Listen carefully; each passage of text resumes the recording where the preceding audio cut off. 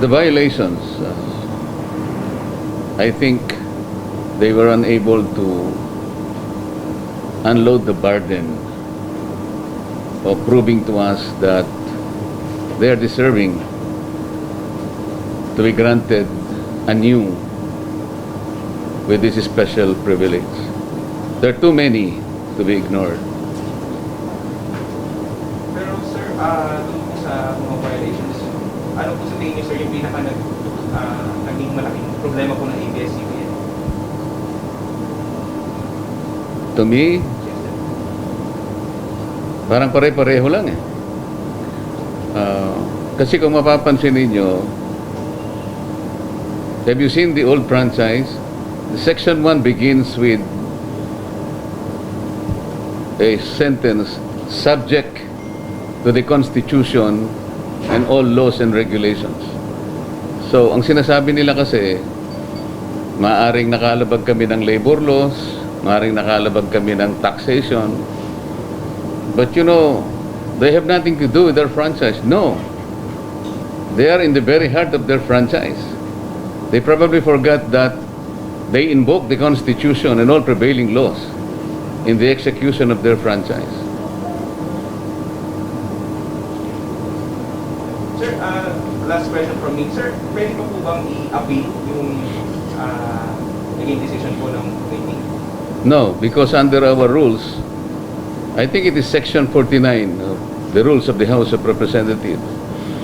If there is an unfavorable action to any bill or resolution by any committee, and in this case, the Congressional Franchise Committee, the same will be treated as having laid on the table. That means it is archived. Just like that, it dies a natural death. And the action that will be taken, well, according to the rules, the members will be notified in 5 days from the time that a decision was taken and telling them the reasons therefore. That's the rule. Sir, what can you say to the employees, sir? Siyempre po, kasi na ngayon, many of them will be let go by the network, sir. Talagang maski kami, malungkot kami. Sino naman ang hindi malulungkot na mawalan ng trabaho yung ating mga manggagawa? Pero sa puso nila, makikita rin nila siguro na at mauunawaan nila kung bakit ganun ang naging pasya namin. Alam mo, hindi ako nagpasya sa sarili ko eh. Yung mga napakaraming ebidensya will be the basis on how you act on a particular issue. In my case, you know, mapansin niyo siguro na, well, siguro trabaho ko talaga yun, and it's my training. It's all their documents. Wala akong sariling documents. Probably they did not know that I'm going to read them one by one. Napakahirap, kasi hindi malinaw yung mga documents eh. Tons of documents. And sometimes I would sleep at 2 p.m. or 2 a.m. in the morning. Kasi kailangan kong, I cannot speak and I cannot stand there na hindi ko hinima ito. That's not me. I want to see all these documents. Sir, yung may nag-express na po ng interest yung yung Committee on Good Government na imbestigahan pa po yung parang mga supposed violations ng ABS-CBN. Sir, ano po yung nakikita niyo po magiging happen? Siguro, you notice that this is not a simple hearing unilaterally done by the franchise committee. Kung makikita nyo, it was a joint committee meeting because there were allegations and there were also resolutions that came in while we were taking or considering the franchise application.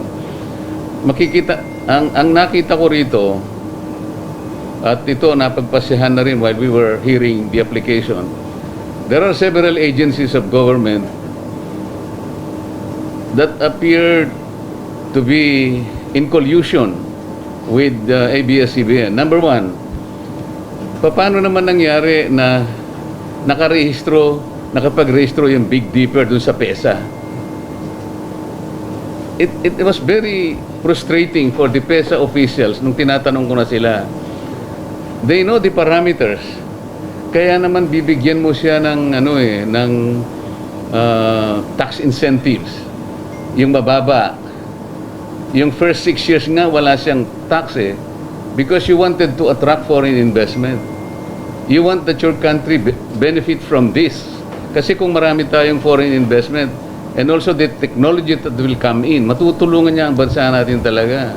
Not to mention I would say thousands if not millions of jobs to be created. That is the primary consideration. Kaya bibigyan mo siya ng tax incentives. In the particular case of Big Dipper, they cannot even tell us how many employment or how many workers did they generate. Wala. And they were selling to themselves. It was created purposely for tax avoidance. That was very, very clear. Sir, what would say the franchise of ABS-CBN? I mean, you were the one who alerted any or most of the documents of the supposed alleged violations of ABS-CBN. But what could have been done, sir, to actually save their franchise and have it removed? Well, it's too late now, no? But siguro, but that was also ako inihintay ko lang sana na magpakababa sila You know, we have 12 hearings. Makikita mo, ang isang nag-a-apply ng franchise, from day one, I've been telling them that this is a special privilege. Siguro dahil lumaki na sila and for so long a time, they thought that they had a vested right on that franchise. Parang sa tingin namin, tingin ko lang, parang they had that sense of entitlement. Mali yun How many times did I make mention about parang nanliligaw ka lang Because this is a special privilege. Nobody can appropriate this right. It is owned by the state. Ang problema pag sumagot sila ganun And then at the last, yung panghuling araw, palagi nilang sinasabi, social media, any vendor, sa kanilang mga, what do you call this, pag nagbabanner sila sa kanilang mga shows, wala po kami kanyang pagkakasala. Oh my God, sabi ko. These people are probably living in a parallel universe, sabi ko. Bakit kayo na lang hindi nakakita ng ginagawa ninyo? What about this that we have unearthed? Yung lamang mga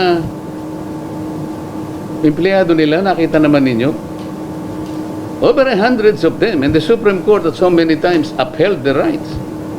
Sir, di ko na apologize.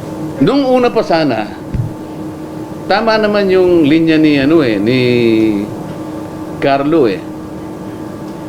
Kaya lang nung lumilitaw parang paimbabaw lang You know, statements like, di naman po kami perfect we can reform. That was good, maganda na yung umpisa nung magtanungan na, puro takip dito, all their accountants and all their battery of lawyers. Sa totoo lang nandyan naman kayo They had difficulty in answering all these questions. Medyo mahirap at alam ko kayo naman nandyan din kayo The unifying, I think, fact that was established, talagang paiwas paikot in so many ways. Sabi ko nga nung nabanggit ko rin, mabuti pa yung dalawang artista kasi nasabi ko na sa akin wala naman person. Totoo naman yun yung misis ko panahon pa nung forevermore, alam nasabi ko na naman, talagang hindi siya nood ng ganong mga, kasi yun di ba, yung parang romance, gusto niya kasama ako, kasi parang siguro it's more fulfilling na sa dami naman ng ginagawa ko rin, mapipilitan kang aakyat, di ba? Medyo matagal din naman yun. It will probably, mga 30 minutes din na tayo, mga 25 minutes. Sabi ko sa kanya, bakit naman may dalawang 2 minutes na airing, tapos puputulin ng 3 minutes na advertisement. Kaya abot ng 1 oras at kalahati eh.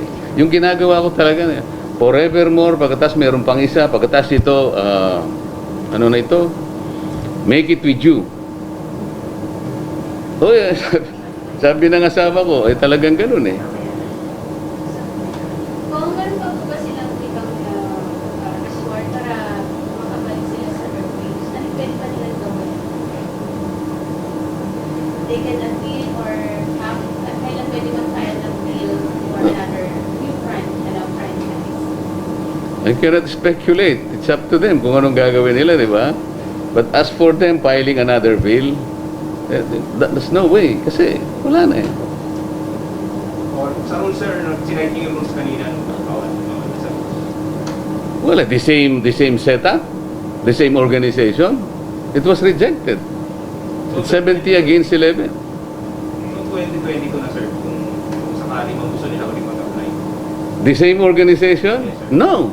Wala rin sa 2022. Paano mo approve the same organization? It was already rejected.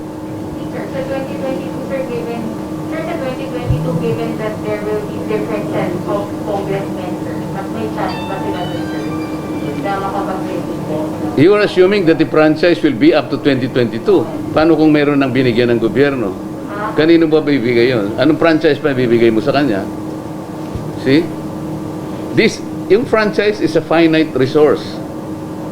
Ina-allocate ng government yon. So, kunwari, meron ngayong magtatangka o makikiusap sa gobyerno, pwede po ba kaming mag-apply? Sabi niya ganun. At nakita naman natin na deserving naman, ano? At saka ngayon, siguro, this is an eye-opener siguro. Titingnan lahat yung... Ngayon lang naman nangyari talaga na binusisi lahat yung yung sections ng prangkisa. Dati kasi hindi masyadong tinitingnan yun. I'm not sure why. But I have to thank the Speaker, Alan Cayetano. Kasi siya naman ang nagbigay ng directive. Pinakamaganda siguro, sabi niya, na sige, busisiin na lang natin sa committee, balik ko na lang. You notice that he attempted to give ABS-CBN a provisional franchise. Ang nangyari lang kasi parang binaspa siya ng ABS-CBN o kaya ng mga kapanalig na para bang naging negative pa sa kanya yon. Kaya ang nangyari, sabi niya, o sige, gusto ko na nga tumulong sa inyo. Ganyan pa yung sinasabi ninyo sa akin. Ibalik natin sa committee. Ganun na nangyari.